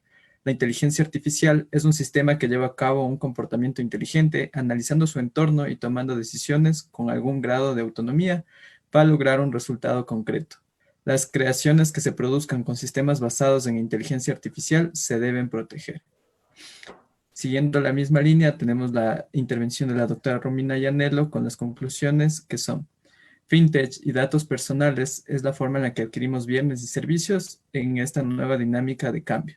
Tecnología debe ser considerada como un eje central de la forma en cómo adquirimos estos bienes o servicios. La privacidad es importante considerarla desde la etapa del diseño, establecer una responsabilidad práctica e ir más allá del cumplimiento de las normas de protección de datos. El desafío, más allá del área es empezar a conocer sobre privacidad para desarrollo de cada caso y un manejo adecuado de cada cliente. Continuando con el doctor José Vega Sáenz, entendemos dos conceptos importantes. Legal Tech son soluciones específicamente creadas para abogados con el objetivo de simplificar y automatizar su trabajo y sus operaciones. Lautech es más disruptivo que lo anterior y apunta a acercar el derecho a pequeñas empresas e individuos, permitiéndoles el autoservicio. También mencionó la plataforma DocAssemble, una herramienta adecuada que permite la elaboración y ensamblaje de documentos y contratos en específico. Hay que analizar también la importancia de ver la plataforma y entenderla de una manera adecuada, ya que presenta una dificultad media en su uso para su beneficio en la aplicación y generación de documentos.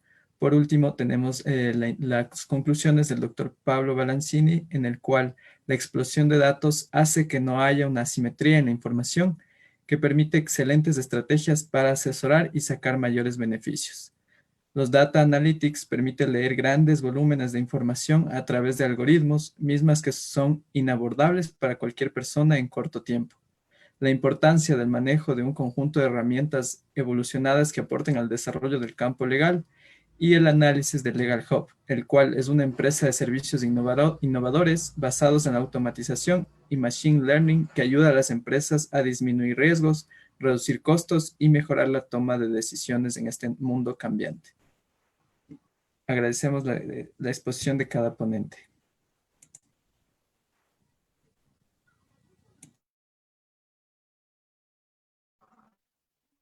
A continuación, vamos a desarrollar las preguntas para cada uno de los ponentes. Iniciamos con las preguntas para el doctor Sánchez, que son las siguientes. Bajo la directiva 790-2019 se introduce la minería de datos. ¿Cómo se regula esta bajo la inteligencia artificial? Y la siguiente pregunta es, ¿cómo se realizaría un derecho de royalties si la máquina genera una canción o una escultura y tiene esa consideración de obra literaria?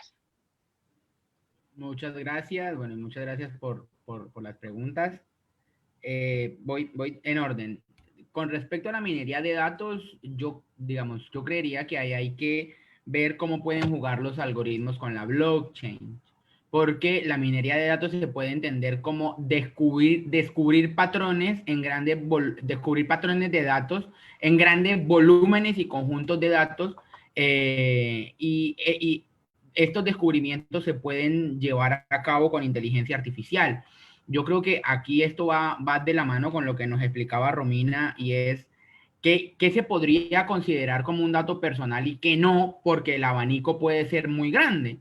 Entonces ahí también va a venir nuestra responsabilidad como los usuarios de las redes, qué datos ponemos y qué datos no, y más en la minería de datos que la proponen como una limitación y excepción. Cómo va a jugar con la inteligencia artificial y con la blockchain. ¿Cómo se regula la inteligencia artificial? Bueno, hoy no tenemos una respuesta concisa. Ahí hay que ver qué tipo de minería usan y para qué la van a usar, y sobre todo qué van a hacer con los datos que van a recabar con esa minería. Pero hay el objeto de protección primigenio, es cómo custodiar los datos para no incurrir en alguna vulneración o en alguna infracción a los datos, como nos lo explicaba Romina. Y la segunda pregunta de los royalties, yo no la entiendo muy bien al que dice que tiene consideración de obra literaria. Yo creo que lo que se refieren es cómo poder generar regalías con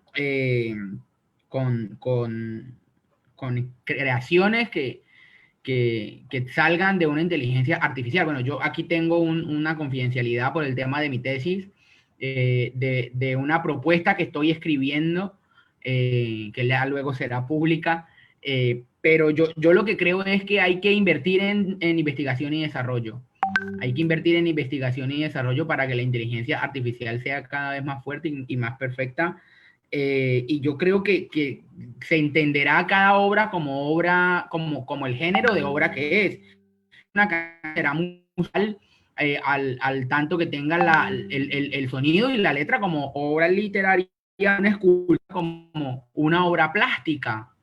Yo no tengo muy claro que la consideración de obra literaria para todas, porque lo que se saca es un output completo, como por ejemplo el nuevo Rembrandt, o la Sinfonía Inconclusa de Howey. Entonces lo que tenemos que ver es cómo reinvertimos en investigación y desarrollo esas regalías, o cómo la empresa dueña de la inteligencia artificial va a manejar las regalías que resulten de las obras que se crean. Muchas gracias.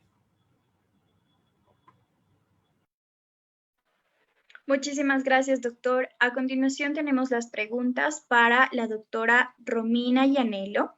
La primera es, ¿considera usted que la huella digital es una forma de vulnerar el derecho a la privacidad de los usuarios, considerando que es una recolección de todo tipo de datos que se almacenan sin saber realmente el destino?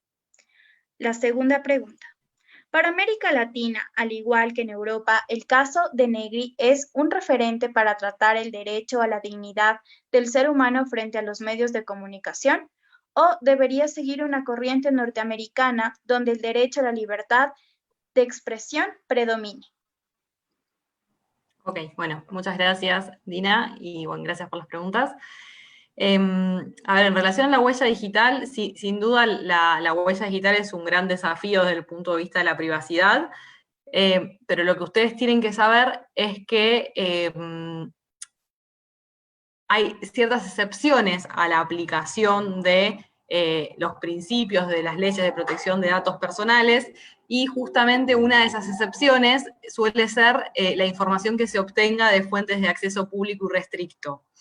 Entonces, si bien cuando se pensaba en estas excepciones no se pensaba en Internet, porque fueron concebidas, digamos, en otro momento histórico, hoy se entiende que la fuente de acceso público por excelencia es Internet. Entonces, toda aquella información que vamos subiendo en redes sociales, blogs, sitios de Internet, y todo aquello que vamos dejando como usuarios digitales, pasa a formar parte de esta gran fuente de acceso público y restricto, donde en principio hay algunos principios que no se aplican tan fuertemente o no se aplican como los explicamos en esta clase, en particular el del consentimiento. Ahora, eso no significa que no haya que cumplir con el resto de los principios, como por ejemplo el de finalidad o el de calidad, y ese es un gran desafío que tenemos desde el punto de vista de privacidad, y desafío que hasta el momento no hay una normativa específica que lo resuelva, sino que depende de cómo cada servicio esté regulado y de cómo vaya a recolectar y utilizar esa información. Y creo que tiene que ver con esto de la responsabilidad proactiva, es decir, el recolectarlos y tenerlos responsablemente. Es como una mezcla entre educar al titular de datos, al usuario, que es algo que en Europa no ocurre, pero que en América Latina ocurre muchísimo. No tenemos educación en materia de protección de datos personales y ese es un problema. Y el otro problema es educar a los responsables de las bases de datos o a quienes tomen esa información para que esa tenencia o recolección sea responsable. Y en relación a la segunda pregunta, con lo del caso de Negri, bueno, lo cierto es que a nivel mundial Estados Unidos es una de las corrientes, digamos, que se aplica, donde la privacidad y protección de datos no es un paradigma importante, porque está la seguridad y la libertad de expresión por encima, y Europa es el otro modelo a seguir. La realidad es que la mayoría de las legislaciones o la mayoría de los países sigue el modelo europeo. O sea, Europa es el continente a seguir o el modelo a seguir en materia de privacidad y protección de datos personales, no tanto Estados Unidos. El caso de Negri, sin dudas, es relevante en Argentina y en América Latina, donde el derecho al olvido no está regulado, como sí está en Europa, y lo que nos vienen a decir con este caso es, no es tan necesario tal vez que se regule específicamente, porque la interpretación armónica de las leyes de protección de datos personales y de derechos mucho más fundamentales, como el de la dignidad de las personas, hace que se deduzca naturalmente la aplicación de este derecho. Entonces, yo creo que la tendencia va por ese lado, no por, y en particular por la pregunta en los medios de comunicación, la dignidad de la persona está por encima de lo que es la libertad de expresión, al menos como se explicó en este caso, que esas imágenes no hacían a cuestiones informativas o periodísticas, o sea, eran videos que no tenían nada que ver con el caso en sí y que simplemente denigraban de alguna forma o vulneraban la identidad de esa persona luego de tantos años que habían ocurrido. Creo que esa es la tendencia. Bueno, gracias. Muchísimas gracias, doctora, por respondernos las preguntas. Y a continuación tenemos las preguntas para el doctor Vega Sáenz. En su experiencia, ¿cuáles son las dificultades para desarrollar un startup en Legal Tech? Y la segunda pregunta sería, ¿cuál es la principal diferencia entre el uso del Quick Cloud o el uso del LexisNexis como opciones de servicio jurídico asistido? Bien, bueno, a ver, con respecto a la primera pregunta, yo realmente creo que las dificultades para emprender una startup de Legal Tech no deberían ser demasiado diferentes a la de establecer cualquier tipo de startup. Y en ese sentido, a ver, creo que el mayor desafío siempre para una startup es encontrar algo que realmente sea una necesidad en el mercado y después poder satisfacer esa necesidad de manera adecuada. Y en ese sentido creo que lo que cualquier startup en Legal Tech debería seguir es lo que sigue básicamente de las startups, que es seguir el método del Lean Startup, tratar de identificar esa necesidad, trabajar en un producto mínimo viable, tratar de lanzarlo al producto lo antes posible, tratar de tener feedback de los clientes para entender cuáles son realmente sus necesidades y ese producto satisface de manera adecuada esas necesidades o no, y a partir de ese feedback ir iterando y crear un producto que de verdad pueda hacer esa necesidad. Desafíos, si querés, un poco es las particularidades de este mercado que somos nosotros, somos los abogados, que a veces somos un poco reacios a la tecnología, o le tenemos, de nuevo, como dijo Pablo, y surgió varias veces a lo largo de estos 2 días, la palabra miedo. Pensamos que quizás la inteligencia artificial va a venir a reemplazarnos y no lo vemos como algo que, como mostró Pablo, en su caso es algo que puede realmente ayudar un montón al abogado a hacer su trabajo y hacerlo de mejor manera y de manera más efectiva. Y después, con respecto a la segunda pregunta, entiendo que Quicklo es una solución del LexisNexis para la búsqueda de información jurídica. La verdad es que yo no la he utilizado, pero como criterio general, digamos, yo lo que recomendaría y recomiendo a la hora de estar buscando una solución legal tech para un despacho de abogados o para un departamento in-house en una empresa, lo que sea, es básicamente se puede hacer un Excel, pero 3 tablitas donde veamos, y vuelvo un poco sobre el concepto anterior, cuáles son nuestras necesidades, qué hay en el mercado, a ver si puede satisfacer esas necesidades y de qué manera, y después de ahí las características de esas herramientas, es decir, qué nos ofrecen, a qué precio, cómo lo podemos acceder, y a partir de eso poder elegir cuál es la herramienta que mejor nos puede venir a nosotros para implementar lo que necesitamos implementar en nuestra organización.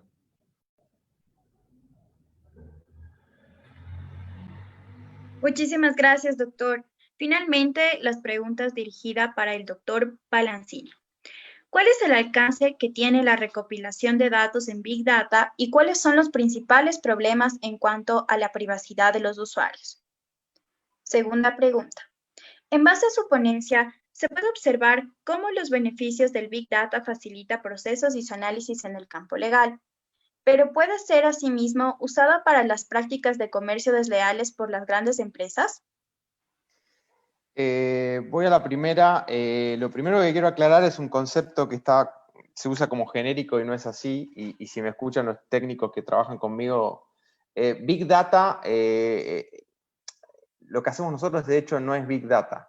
Big Data implica un dataset muy, muy amplio. De hecho, es uno de los grandes problemas que tiene el desarrollo de las Legal Tech. Una fintech puede hacer Big Data después de tener 1 millón de clientes, porque Big Data implica un volumen enorme de información. En lo que hacemos nosotros no es Big Data, es Data Analytics con un dataset acotado, lo cual genera muchísimos problemas. De hecho, uno de los grandes problemas que hay para poder desarrollar es la dificultad de acceso a los datos.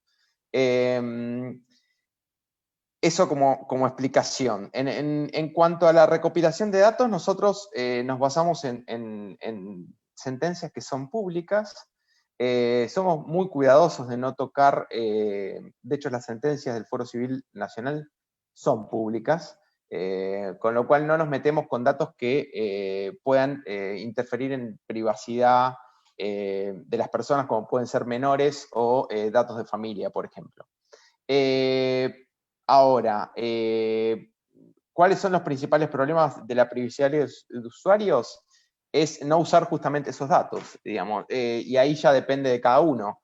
Si vos me preguntas, ¿son accesibles esos datos? Sí. La realidad es que con cualquier técnica, más allá de, como decía Romina, estás en internet y los datos no cuesta mucho obtenerlos. La verdad que no voy a profundizar en eso, pero todo se puede obtener, pero el tema es si los usas o no, porque eso habla de tu solución. En nuestro caso no los usamos, solo nos basamos en información pública. La segunda es, por supuesto, los beneficios de Big Data son un poco los que mencioné. Poder manejar grandes volúmenes de información te permite tener un abanico de posibilidades que de otra manera no lo podrías tener. Ahora, ¿se puede usar para prácticas desleales? Por supuesto. Como cualquier otra cosa, se usa para el bien o para el mal, depende de quién lo use. A ver, yo he tenido usos alternativos de la información que tenemos nosotros. No sé si están familiarizados con el término Finance Law, pero Finance Law son prácticas que están muy desarrolladas en Estados Unidos y se basan en herramientas de Data Analytics para poder seleccionar casos y financiar a los actores contra compañías. A ver, son distintos usos de la data. La data la usas para el bien o para el mal. Depende de qué lado te quieras parar. Por supuesto que sí, la pregunta es si se puede usar para prácticas desleales, por supuesto.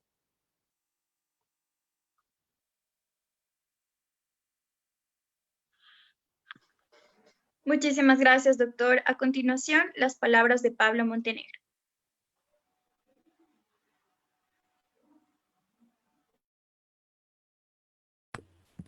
Bueno, muchas gracias a todos los panelistas, a todo el equipo de moderación, a todos los que hacemos Integral Estudio Jurídico, a Soy Abogado Digital, a El API, a Legal Hub, a ABOA Abogados y también al doctor José Avega Sainz por haber aceptado esta invitación.